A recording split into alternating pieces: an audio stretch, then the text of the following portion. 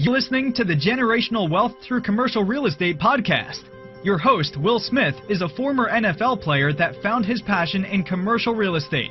Every week, you will learn from industry experts everything you need to know to get started investing in commercial real estate to build generational wealth. Thank you for tuning in to the Generational Wealth Through Commercial Real Estate show. It's your host, Will Smith, and I'm here today with Michael Becker, and we're going to be talking about multifamily and how you crush it in multifamily, because this guy is definitely doing that. But before we get into that, if you're watching this show for the first time, do me a favor and go ahead and hit that subscribe button. And if you've been watching this show for some time now, and for whatever reason you haven't left a review, go ahead and leave me a review. These reviews are how I keep bringing on rock star guests like I have today. All right, housekeeping is out of the way.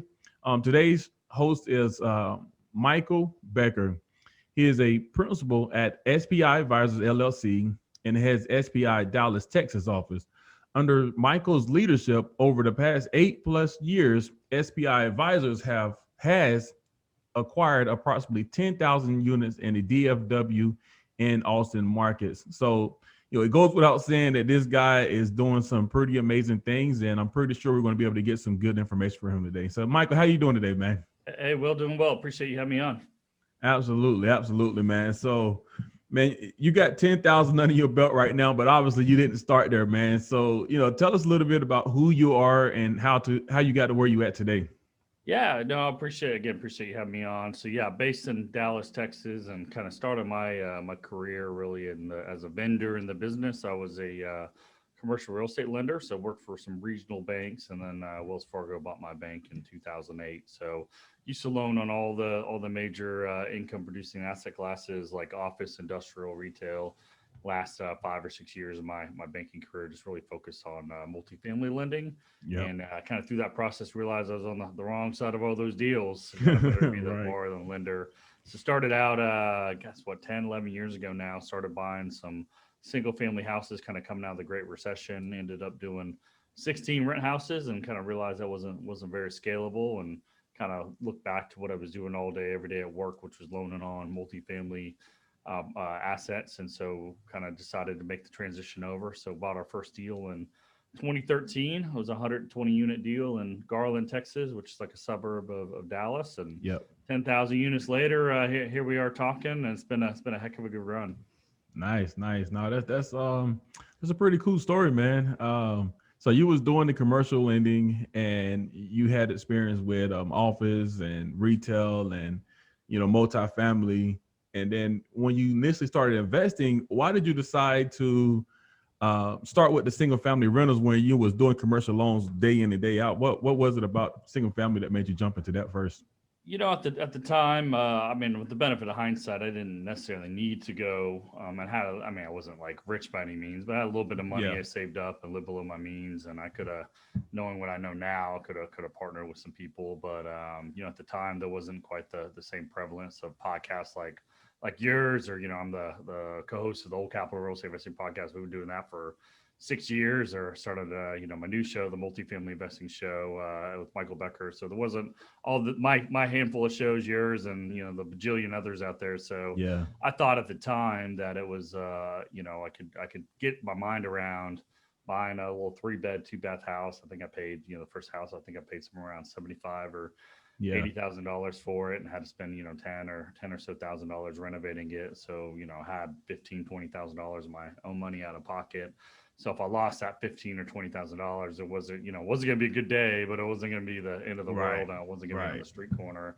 So I felt like that was a good way to kind of start. And we ended up, renovating it and refinancing all my money out and leasing it out for $1,100 or something like that a month, and a cash flowed, $500 a month. And it was a really good way to kind of do that, over and over and over again. I really built some confidence, and kind of felt that was a good way to kind of start. So, I don't necessarily regret it. I just didn't necessarily need to do it at the time with the benefit of hindsight. But, everyone starts with what they have. Well, if you don't have much money, and you don't have hundreds of thousands of dollars, you got to start with, maybe you have no money, you need to maybe potentially wholesale a house, generate some additional cash, and use that to maybe flip a house, and maybe use that money to then maybe, a landlord or own a few rental properties and kind of grow your way up. So kind of everyone starts with what they have, and so there's no right or wrong way into this business. And those that have money and a little bit older and have a little bit more experience, you have definitely an unfair advantage over the younger people starting out. So just kind of being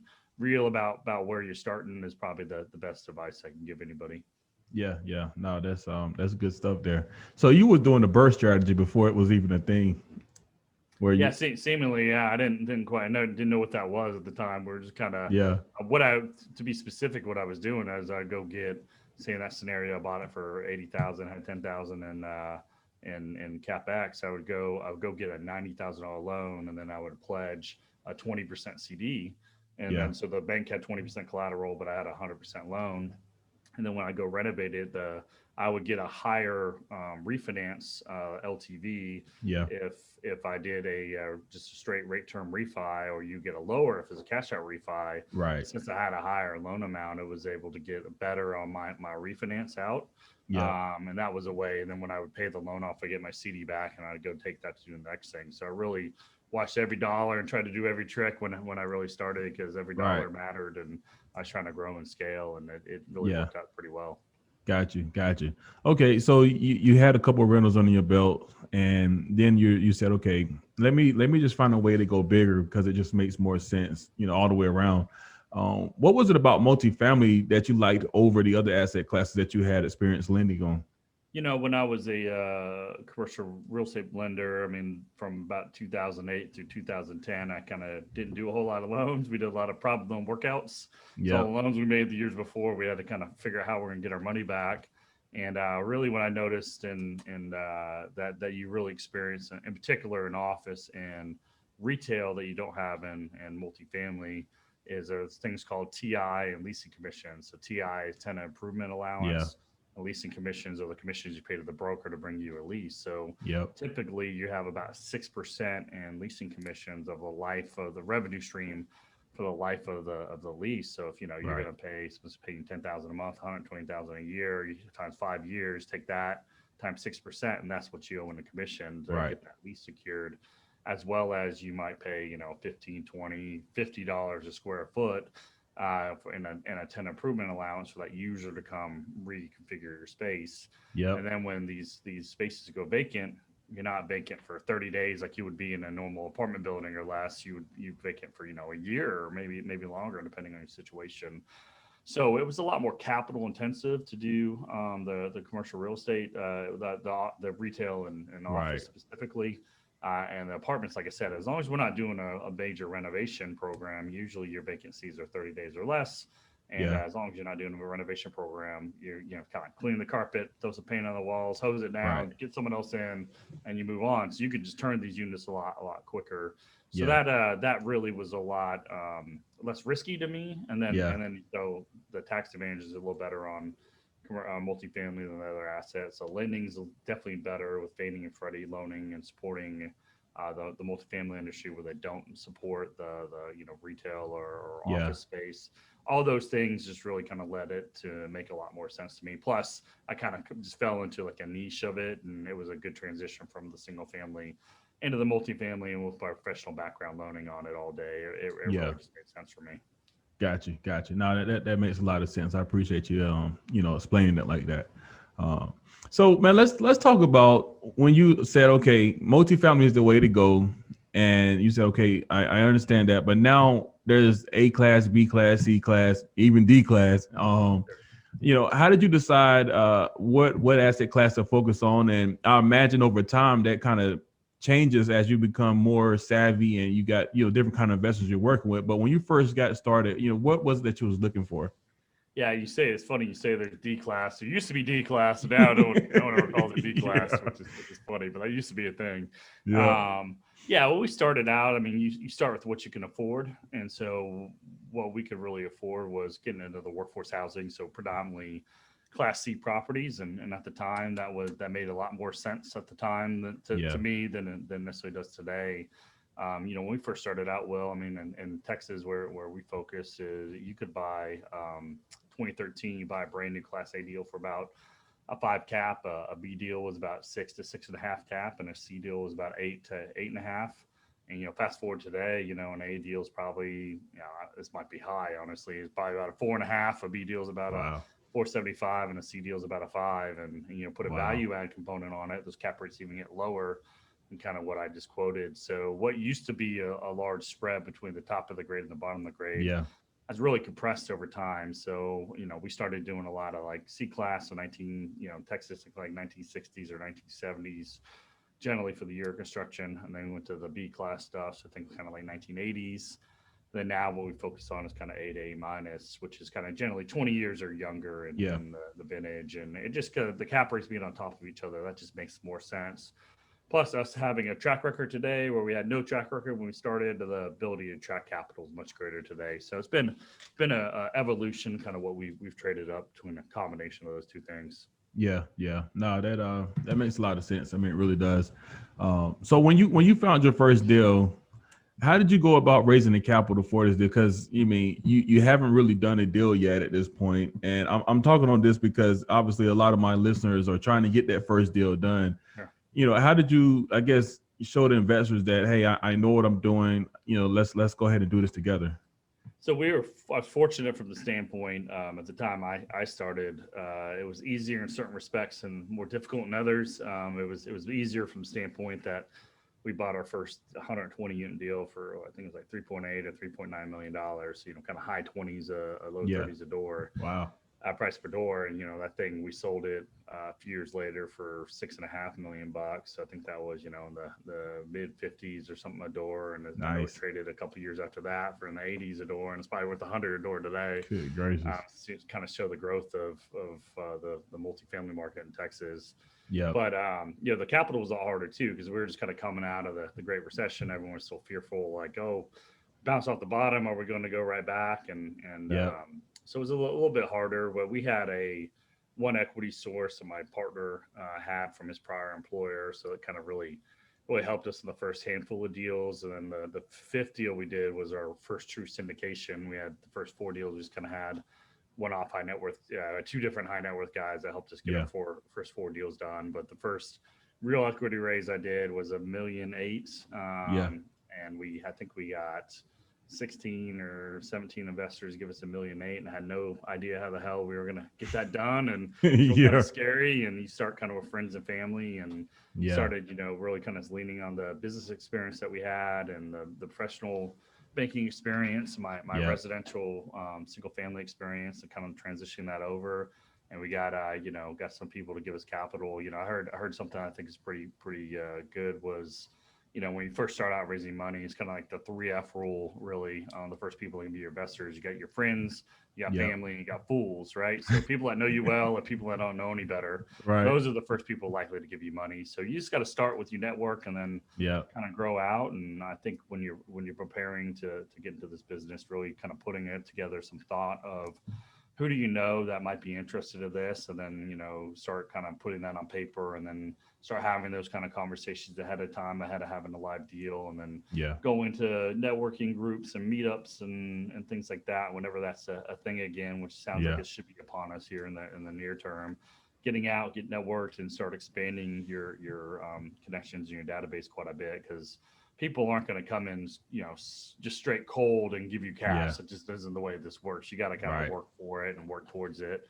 And now, fortunately, there's a lot of shows like your show that we're on now. You get a lot more educational opportunities out there for free. And then there's also groups and clubs you can pay for, and kind of get into like a mentoring program on top of that if you really want to amp this up and go a little bit quicker. But those are some of the things you need to do. And I find it's easier for me to raise money from a relative stranger than it is from someone that's known me really well. We had one of the first, handful of deals we did. I tried to get my dad to give me $50,000 to invest in one of my deals, and he was, really reluctant. And at the end, he's like, "Well, I'll give you the money if you really need it." And I was like, "Well, I don't need it. I think it's a good opportunity."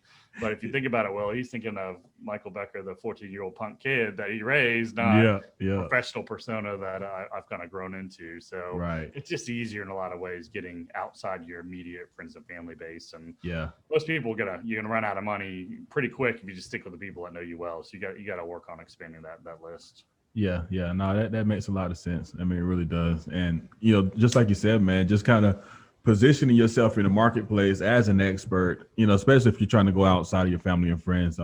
That's really what you need to be working on if you're listening to the podcast now.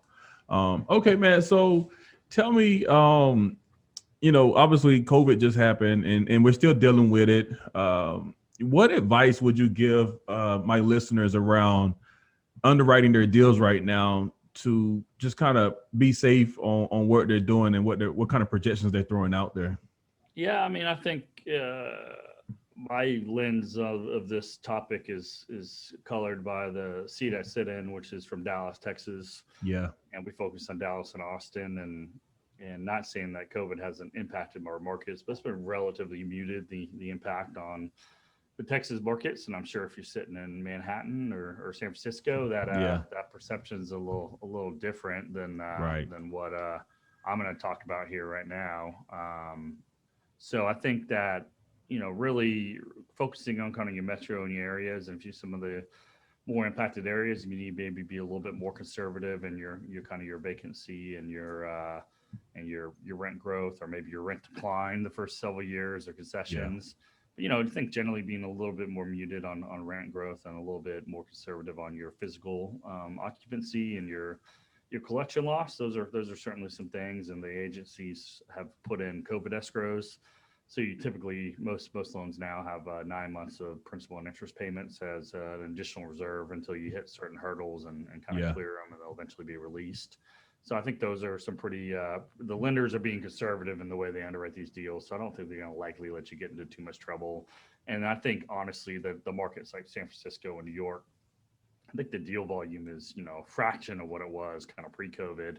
So I think there's a lot of uncertainty still out in the marketplace.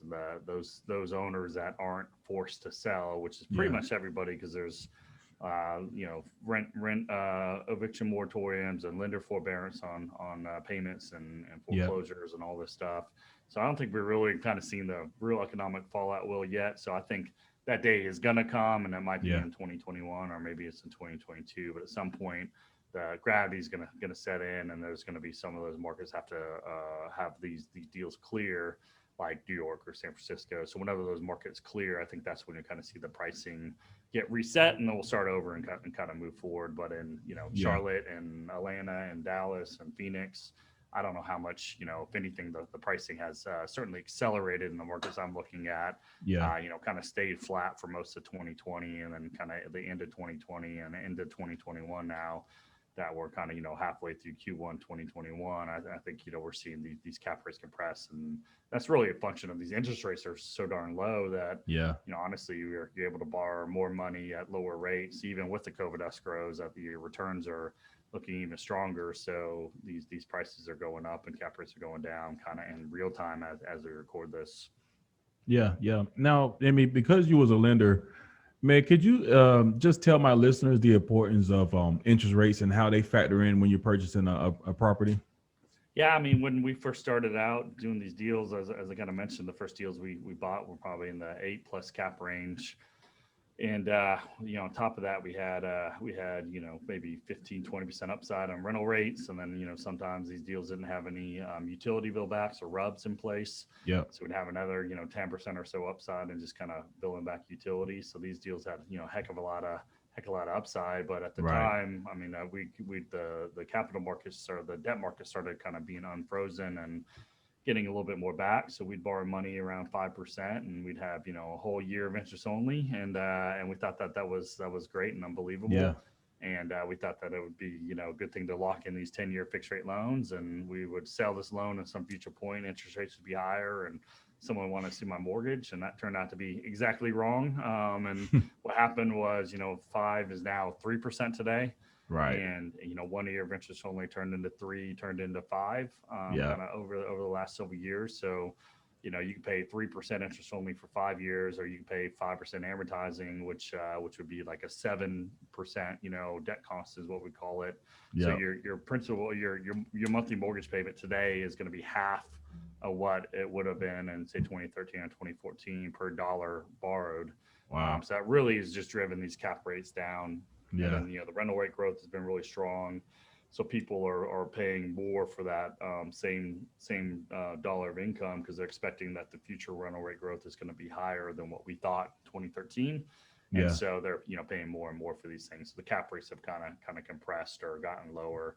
So your average cash on cash is probably a little bit lower than what we anticipated at the time in 2013, but the pricings are up quite a bit because Yeah. at the time we weren't expecting a lot of rental rate growth and things like that, and it certainly is turned out to be a heck of a good run for sure. Yeah. Yeah. No, that's good, man. And if you would, man, talk about the importance, especially when we're talking to investors and talking about raising money, of setting expectations on returns, because they may be watching videos from guys that was doing deals in 2013 talking about 16, 18, 20% cash on cash returns. Like, but what's the importance of setting those expectations, man? Yeah, I mean, it's certainly hard when for someone like the people that have been around in the business as long as I have, either banker or now owning real estate for over a decade now. It seemed that long, but it's kind of has happened. Right. You kind of get anchored with these kind of return expectations that you anticipate, and the world's kind of caught on. Like I said, there's a lot more eyeballs on this today than what it was 8 years ago. So the returns have been driven down, but we live in a world of bad options if you want yield. I mean, I've been having this conversation a lot lately with some of our investors or prospective investors. Yep. We're just kind of wrapping up a deal right now, and some of these people are like, well, I should have invested with you years ago, and I don't know, maybe I missed the market. My take on it really is I don't think you have. I mean, like we talked about, the rates are quite a bit lower today, and the debt terms are a lot more favorable today than what they were a few years ago. And if you're in a market like the markets that I'm in, I mean, I read an article that Greg Willett from RealPage put out, the chief economist of RealPage, and just came out because we just finished the year 2020, and from 2010 through 2020, so the 11-year period. Yeah. Dallas Fort Worth absorbed over 200,000 units, so we have over 200,000 more occupied units as we started 2021. Wow. As we entered in 2010. Yeah. So you think about that. That's more than the entire apartment stock of Charlotte, Las Vegas, and of San Antonio. So all the apartments in a city like Charlotte, more of those were absorbed in Dallas in the last 11 years. So that's a staggering crazy number. Yeah. So if you're in a market like Dallas or Austin or Phoenix or some of these places across the country, Charlotte's a great market. The winds that are back, and we're getting this whole what I call kind of like the economic migration that started 20 years ago out of higher regulated, higher tax locations like California and New York. They're coming to places like Arizona, Florida, Texas, the Carolinas, and that's really kind of where everyone's kind of moving. So I think we have plenty of years of ahead of us of that economic migration coming, couple that with low interest rates. And then if you don't invest in something like a multifamily deal, where are you going to put your money? Because money can't just hide out. It's got to go somewhere.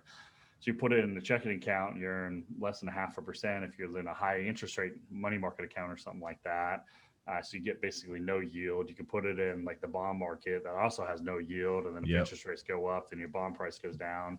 Or you can put it in the stock market, and as we record this, we just kind of seen the short squeeze of a bunch of millennials go crushing some hedge funds and a defunct company like GameStop. Right. So there's a whole lot of risk out there. So I think it's really about having the conversation with your investors. I don't think they're really kind of perceive like, well, if I don't do this, I have to do something else. Yeah. And like, where do I put my money? So if you want some yield or you want some sort of level of return, you're gonna have to take some sort of risk. And even if you don't take any risk, you put it in your checking account, inflation is probably going to come each purchasing power away. So I think just kind of connecting the dots for people. Sometimes they don't really think about that. That's a more of a compelling story, and I've been having to have those conversations a lot more today than a few years ago, simply because maybe we were doing a 20 IRR a few years ago that turned into a 50 IRR in reality. Now we're projecting a 14 or 15. That'll probably be a 14 or 15 in reality. So some of these people kind of got spoiled if you've been around the block a little while. Oh yeah, for sure. Okay, man. And last question here. What is the one rookie mistake you see new aspiring syndicators making right now, trying to get their first deal done?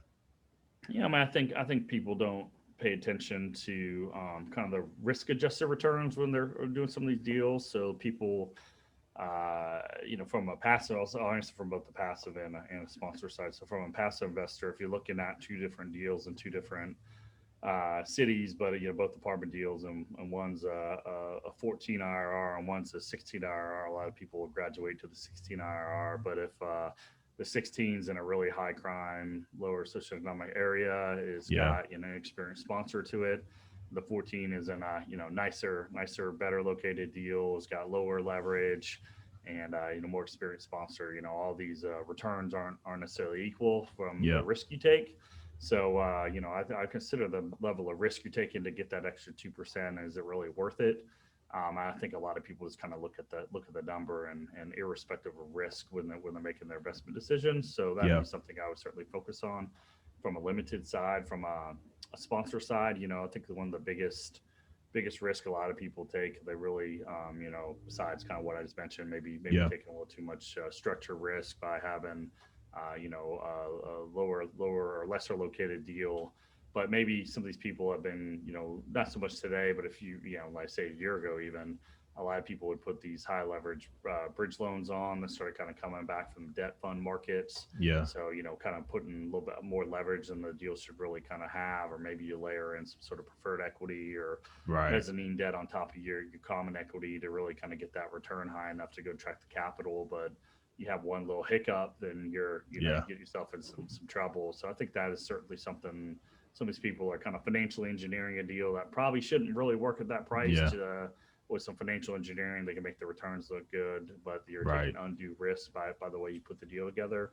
Those are some things that I've seen, or a lot of people are so eager to do deals that they co-sponsor deals with other folks and don't really do good background due diligence on who you're sponsoring with, because really a lot of these deals, I mean, the market matters, the deal matters, but the sponsor probably matters more than any of that. So kind of think of it like you're betting on the jockey, not so much the horse, because a good sponsor kind of pull a deal out of the ditch, but a bad sponsor can put a good deal in the ditch. So just thinking through who you're getting in business with, and making sure you don't just overly financial engineer your structure to make a deal that otherwise wouldn't work. Look good on paper. That's some really good advice there, man. It really was. Appreciate it. All right, man, let's segue to the deal deep dive. Let's talk about a deal that you did, something that maybe you went full cycle on. How many units was it? What was the value add, and what was the exit strategy on it? Talk about a good one, or fortunately everyone I've done has worked out well, but ones that worked out really good and some that worked out. Let's talk about one that had a hiccup on it, but you still was able to figure it out. So we had it wasn't a syndication. It was just a joint venture with a one-off high net worth guy. We ended up buying a 260 unit deal in North Dallas, suburban school district of North Dallas. And then as a 2015, I think we paid about $76,000 a door for it, built in the mid 80s. And then a year later, the adjacent property came up for sale. So we ended up buying 320 units with this guy. So we combined it into 580 units. It was an absolute monster, 25 acres, big property. One equity partner in it. And so when we started out, it was in 2015 when we got into escrow. And to the point we closed, the interest rates actually rose a little bit during that time period. So our loan proceeds got cut, and we had a capital budget set aside up front, and my partner didn't want to put any more money in, and it wasn't a syndication, so I couldn't go out and just raise a little more money. So we ended up kind of coming up with a plan to shortchange some of the capital in the deal. And so we limped in and we was phased in additional capital for CapEx once we kind of proved the concept out. So we I think cut our capital budget by more than half. More than half. So we had maybe 40% of what we originally wanted. So we kind of limped in and didn't have all the money to do what we needed to do, and we ended up putting a 12-year fixed rate mortgage on it at mid 4s, and we had 1 year of interest only. And then the next go around a year later, we bought the deal next to it. We ended up getting like a high 3% interest rate. We did another 12-year loan, and we had 3 years interest only. And then so when to your listeners, when you put these long-term fixed rate loans on these deals, you have typically either yield maintenance prepayment penalty or defeasance prepayment penalty. They function a little different, but at the end of the day, basically it means that if the prepay is a formula that, as your loan maturity gets shorter, the prepayment penalty goes down, or if your rate, say like a 4% rate, and current market interest rates kind of go up, your prepayment penalty will go down. Or if the interest rates go down, your prepayment penalty will go up. So the note holder can go, when you pay your loan off, replace that and kind of get yield similar to or the same as what they were getting on your deal. So I don't want to get too in the weeds, but basically interest rates go down, your prepay goes up. That's kind of the moral story. And so we started operating the deal. They were a little tougher location than I think we've really fully understood, and we were a little undercapitalized going these deals. And we get into these deals for a few years, and we said, okay, well, let's go out and sell them, and we're going to sell them as a loan assumption. And we before we're about to go to market, we ended up getting 2 off-market offers. One that was from a real reputable group, and they were local and kind of knew them. And then we had this kind of high flyer group. They owned a deal locally, but they're out of Florida, and they were like $1 million or, quite a bit higher than the other group. And we hadn't gone to market. So we decided to take a flyer on the higher offer. And then they ended up like not performing. And so we go back to the other group, and they had got something else in escrow and kind of moved on. So we decided to market it. And right at the time, interest rates as we go to market started going down. Our interest only was off on the first loan and burning off on the second loan. And for whatever reason, the market didn't hit it right with loan assumptions. So we ended up not selling the deal. And then we were undercapitalized, so we had to end up putting some more money into the deal. So we had to go to our partner, and we ended up sticking some more money in the deal, renovated a bunch of units, ended up kind of swapping out the regional managers. And then we ended up, getting it back and going to market about to go to market at the end of 2019, and kind of putting together. And in January of 2020, we ended up picking a buyer, and they were going to go all cash. So they ended up paying us a premium so we can get enough money to pay off our yield maintenance prepay, which was like $6 or $7 million or something like that at the time. Wow. And but the math made sense in the day. Math is math. Right. And we ended up one thing we did do smart was we ended up putting a clause in our contract, because we had a bunch of people that wanted to buy this deal, and we put a clause in the contract that if the yield maintenance prepayment penalty goes up, that the buyer would take 100% of that risk on. So if it went above a certain thing, they would hedge my risk. And if it went down, we would pay them the difference. So basically, it kind of locked in my net proceeds. So we ended up getting to escrow, I think, right at the 1st of February, basically a year ago, almost as we record this, of 2020. And then all of a sudden, COVID started really coming into the world, and the interest rates, started just plummeting. And so the prepay just started skyrocketing. Well, the buyer was pretty savvy. So they ended up realizing that the way the prepay was calculated was based off of 21 days or something like that prior to the requested payoff date, 21 business days or something like that prior to requested payoff. So we found a date that was going to work, and that date was March 19th. So it wouldn't be too terrible. They're rushing, and they're going to put a bridge loan on it. Well, then, every day the news got worse and worse and worse a year ago, you guys remember. And so we're scheduled to close on, I think, March 19th, and then March 17th. Their lender stock, I think, fell like 60% in that one day or something like that. Wow. And then the lender pulled out. And so then we're 2 days before closing, and the lender pulled out, and then it just was a disaster. So the deal ended up falling apart. Because because if we had to order a new payoff, the prepay was going to be like $2 million more, and that was going to they were going to have to give me $2 million more, and the debt market was frozen. So the deal ended up falling apart.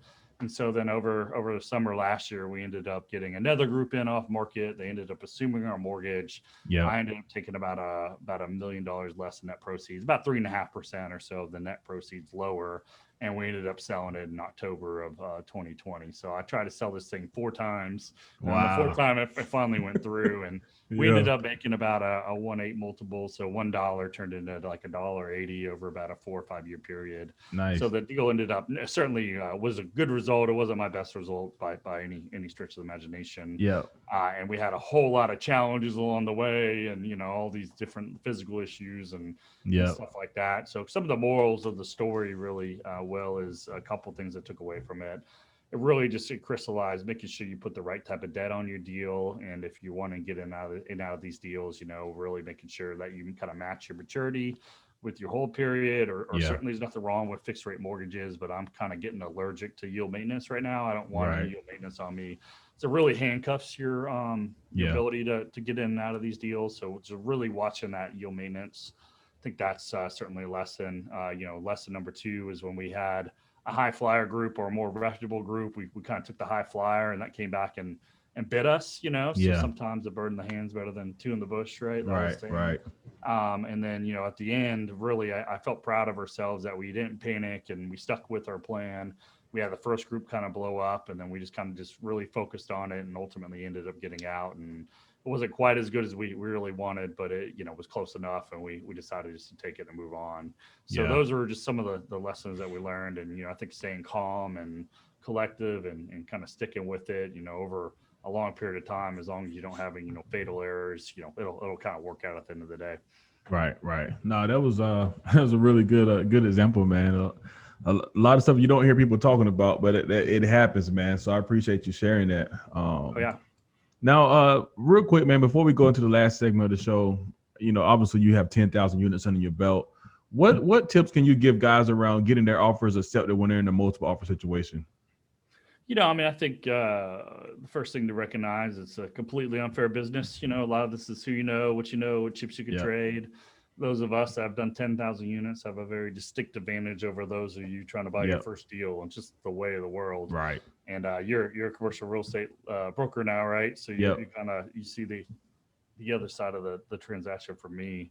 Yeah. And your job, or at least my perception of your job, is really kind of twofold, right? You have to, one, deliver the best economic result for your client, the seller, so get the best price, kind of get some of the better terms. Right. But 2 is kind of assessing credibility of the buyer pool, because your job is not to get the deal into escrow. Your job is to close escrow. So you don't get paid until the deal closes. So everything's just kind of academic until the wire goes at the end of the day. Yep. So you're looking at multiple groups, and if it's in an attractive deal and an attractive market, in today's environment, you're getting multiple offers, and a lot of times you're getting these best and final rounds, and if it's really crazy, you get multiple best and final rounds, and the price kind of runs, and it's really a difficult situation in a lot of ways for everyone involved. I mean, you as a buyer pool, you feel crappy because you keep getting the goalposts moved on you, and I'm sure you as a broker, you feel bad because you're not meaning to give bad guidance, but the market is just after one of these deals and the set of facts change on the ground.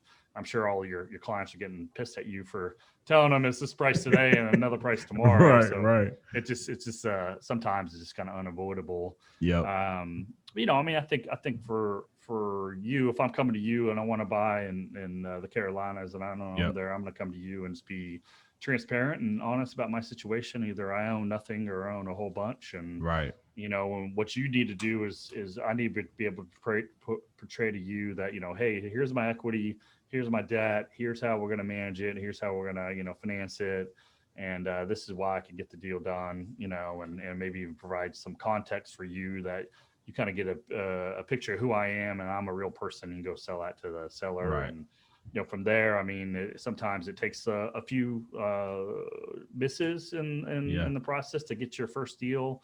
Because, after a period of time, if I'm talking to you or, some of your competitors in the marketplace, and I'm looking at, over a period of a year or so, looking at, 5 or 6 deals, and I'm underwriting them, I'm touring them, I'm giving you feedback, and I'm offering, and they pick the next guy over time, you're going to naturally start kind of gravitating and say, hey, I want to get Michael a deal because he's been, doing the right things and working towards it.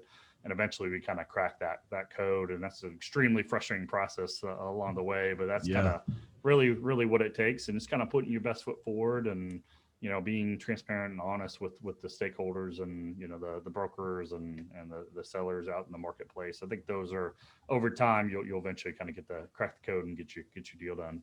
Oh yeah. No, that's really good advice. Really good advice, man. Appreciate it.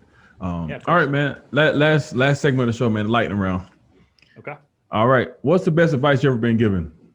The best quote I've ever heard is, what gets rewarded gets repeated. So, I'm always thinking about what my counterparty in the situation is and what they want, and I think if you give them what they want, you kind of tend to get what you want, so just trying to structure a deal where everyone kind of has their motivations. I'm always thinking about what my counterparty wants out of the transaction and how can I structure it to make it work and still get what I want. Awesome. What's the best book you've read the last 12 months? I'm not the biggest reader, but one of the books I do like is Tax-Free Wealth by Tom Wheelwright. I think that's takes a very dry and important topic and breaks it down in a pretty simple form. So it gives you lots of good concepts to have conversations with your tax professionals about. Yeah, good stuff. What are some rituals that you've created that's make you a better person or investor in general? I wish I was a little bit more rigid in my schedule. It's just not kind of me. I don't meditate in the morning. I don't journal and do stuff like that, which I'm sure I'd be better off if I did. But one thing I think I do well is I'm always trying to keep the main thing. So, if you do what I do for a living, you make money by, two ways. You got to find deals and you got to find capital. So you got to work with brokers to find deals and you got to talk to your investors to raise capital. Everything was just sort of noise, right? It's all important. I got to do my tax returns. I got to do my K1s. I'm in the middle of right now. I got to asset manage, do all those things. But if you want to make money, you got to find deals and find money. So when I find myself kind of going down the rabbit hole of doing some stuff that aren't the highest or best use of my task, I'm constantly trying to find ways of shedding these tasks onto other people and focus on the main thing that drives my business. Yeah. No, that's good stuff. All right, man, if you can give your younger self one tip in regards to investing, what would that be?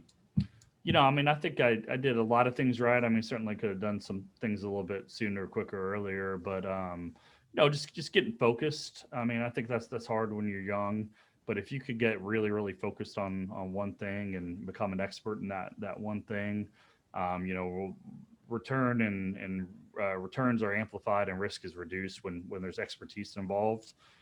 So I got my 10,000 hours in on my one little topic. You start getting me off this one topic. I'm not the most versed or well polished person in the world, but get me on this one thing. I can go as deep as almost anybody with this one little topic. So find that thing for you and get really an expert in it.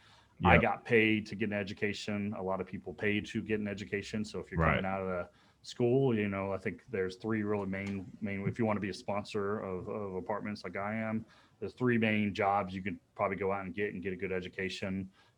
What I did, be a lender, go work as an analyst and work your way up in production at a commercial real estate lender. Two, you could go work at a private equity shop. A lot of people go work for a firm like mine or, much larger institutional firm and learn the business that way, or, be an analyst at a brokerage shop and then work your way into like a junior broker, kind of like what you're doing now. It's a good way to learn the business. I think the way I came out is probably the hardest because you get around a bunch of conservative guys and kind of get this little conservatism beat into you. And it's hard to then transition to be an entrepreneur and go take a risk. A private, I learned a ton, just doing deal after deal after deal after deal as a banker. And I got to learn on other people's, from their successes and mistakes. And I got paid to learn along the way. So that's a good way coming out of college. If you don't have a lot of resources and you want to learn the business, maybe look at one of those avenues. Yeah. No, good stuff. Well, hey, Michael, man, that's the end of the show there. Tell my listeners, how can they get in touch with you? Yeah, really the thing I'm kind of most excited about is to launch a new show. It's called the Multifamily Investing Show with Michael Becker. Find that on YouTube, or we do it in audio form on iTunes, Stitcher, or you can just go to our website, which is www.multifamilyinvestingshow.com. I definitely appreciate anyone subscribing and checking that out. Good deal, man. Appreciate you coming on today. Thank you. Thank you for listening to the Generational Wealth Through Commercial Real Estate podcast. Brought to you by Onyx Capital Investments. Onyx Capital Investments works with investors nationwide to invest in income-producing real estate in emerging markets. Connect online at www.onyxcapitalinvestments.com to learn more about what we're doing. If we have added value to your life, please leave us a review.